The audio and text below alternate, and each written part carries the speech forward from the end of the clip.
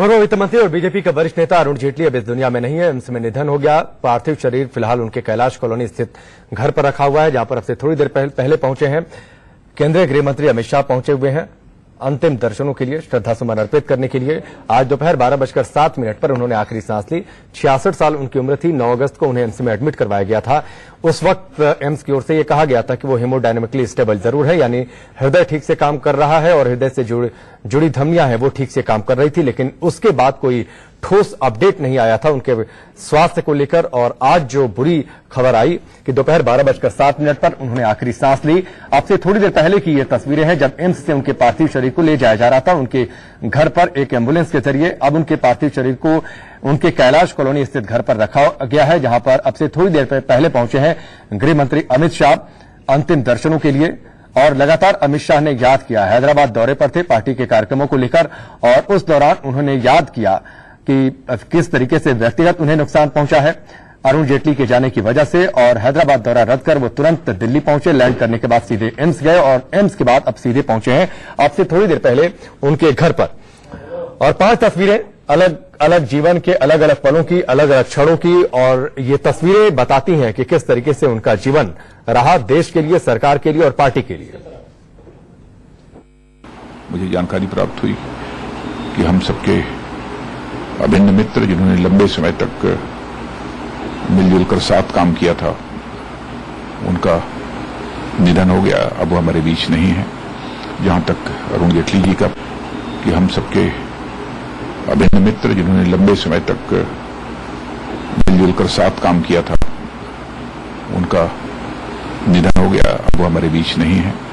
जहां तक अरुण जेटली जी का प्रश्न है, सारा देश इस सच्चाई को जानता है कि उन्होंने विभिन्न दायित्वों का निर्वाह करते हुए जहां पर पार्टी संगठन को अपना योगदान दिया है, वहीं पर भारत सरकार में रहकर भी उन्होंने बखूबी अपनी जिम्मेदारी का निर्वाह किया है। मैं बराबर यह कहता रहा हूं कि सचमुच अरुण जेटली जी जैसा व्यक्ति यह पार्टी के लिए भी एसेट है, गवर्नमेंट के लिए भी एसेट है, और वह देश के भी एक बहुत ही महत्वपूर्ण एसेट थे। लेकिन विधि के विधान को टाला नहीं जा सकता। अब वो हमारे बीच नहीं है।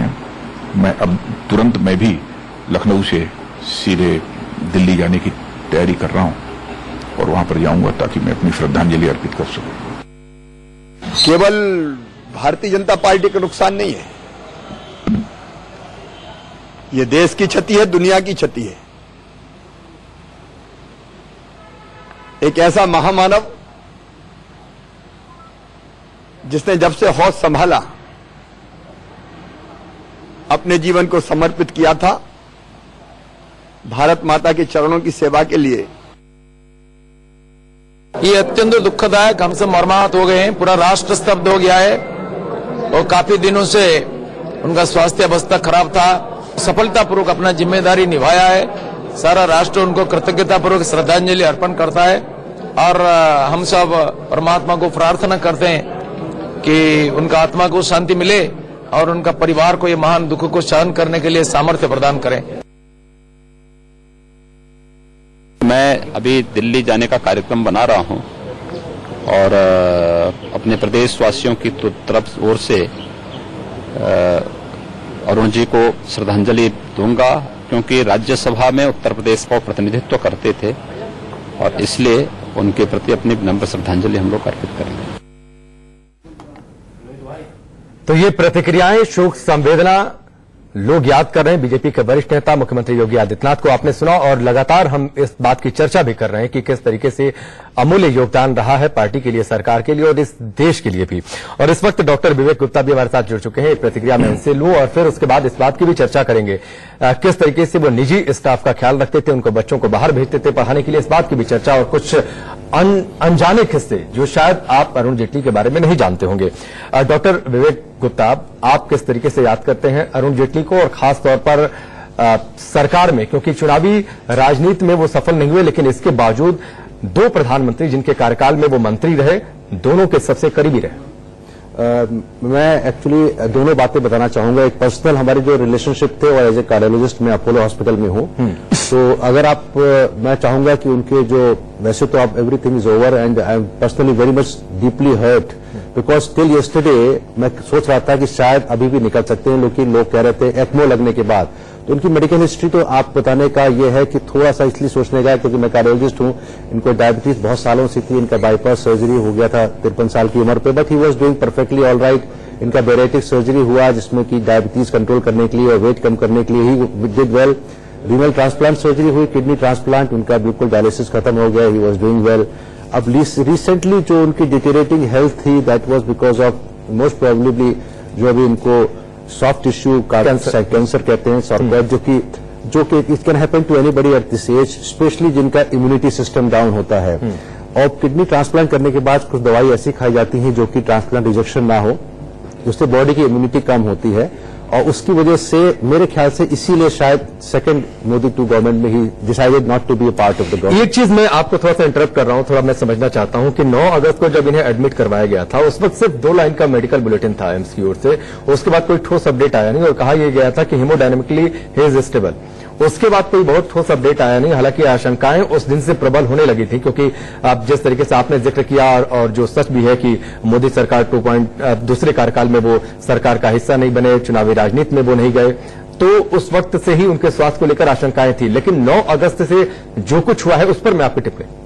देखिए, ऐसा है कि हमारे काफी दोस्त all India institute medical sciences में हैं। I was not actively involved, लेकिन जो हमको पता लगा था कि उनको थोड़ा सा रेस्पिरेटरी प्रॉब्लम हुई थी, and I was keeping a watch through my friends. I would not like to say because it was, आप जैसा था कि मेडिकल बुलेटिन आया ही नहीं था, लेकिन इसमें क्या था कि जब रेस्पिरेटरी फेलियर होता है या सांस लेने की दिक्कत होती है तो वेंटिलेटर की जरूरत पड़ती है। शुरू के समय में इनको वेंटिलेटर की जरूरत नहीं पड़ी, जैसे कि मुझे नॉलेज है, लेकिन आखिरी की जो 10-12 दिन है उसमें इनको पहले वेंटिलेटर लगाया गया।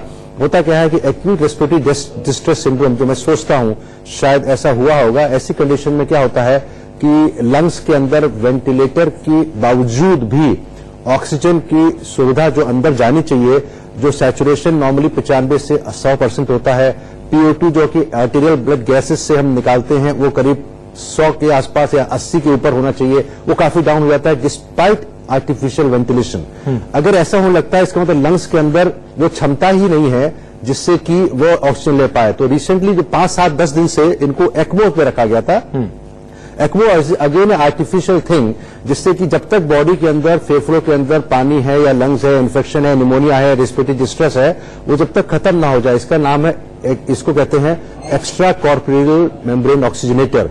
यानी कि जैसे डायलिसिस होती है, ब्लड निकाल के उसकी गंदगी निकाल कर देते हैं, वैसे ही ब्लड निकाला और ऑक्सीजन के थ्रू गया, ऑक्सीजन उसके अंदर भर दी गई और वापस ब्लड भेज दिया, कार्बन डाइऑक्साइड निकाल दी गई। लेकिन ये हमारे हॉस्पिटल में भी काफी लगते हैं, ऐसे पेशेंट भी बच जाते हैं, ऐसा नहीं है। वी आर गिविंग होप्स, क्योंकि जब तक लंग्स के अंदर का इन्फेक्शन खत्म ना हो जाए तब तक। ये हुआ क्यों, आपका क्वेश्चन था, क्यों हुआ 4-6 अगस्त के बाद एकदम सडनली क्या हुआ 9 अगस्त के बाद? ये एक्चुअली मैंने कहा था, जब बॉडी की इम्यूनिटी कम होती है तो lot of infection sets in, specially जब किडनी ट्रांसप्लांट के पेशेंट्स को, ये हार्ट अटैक से नहीं हुआ, this not heart attack, kidney transplant के पेशेंट को ऐसी दवाइयां बहुत जरूरी खानी होती है जिससे कि ट्रांसप्लांट रिजेक्ट ना हो। वो बॉडी की इम्यूनिटी गिरा देते हैं, इम्यूनिटी गिरती है तो खास करके जो डायबिटिक है। ठीक है, एक सवाल और मैं आपसे चर्चा भी करूंगा, लेकिन उससे पहले एक रिपोर्ट भी हम अपने दर्शकों को दिखाएंगे कि युवा राजनीति से लेकर केंद्रीय मंत्रिमंडल तक उनकी सक्रियता रही। अरुण जेटली का सियासी कद लगातार बढ़ता चला गया। बीजेपी के लिए एक बड़ा नुकसान है जिसकी भरपाई नामुमकिन है।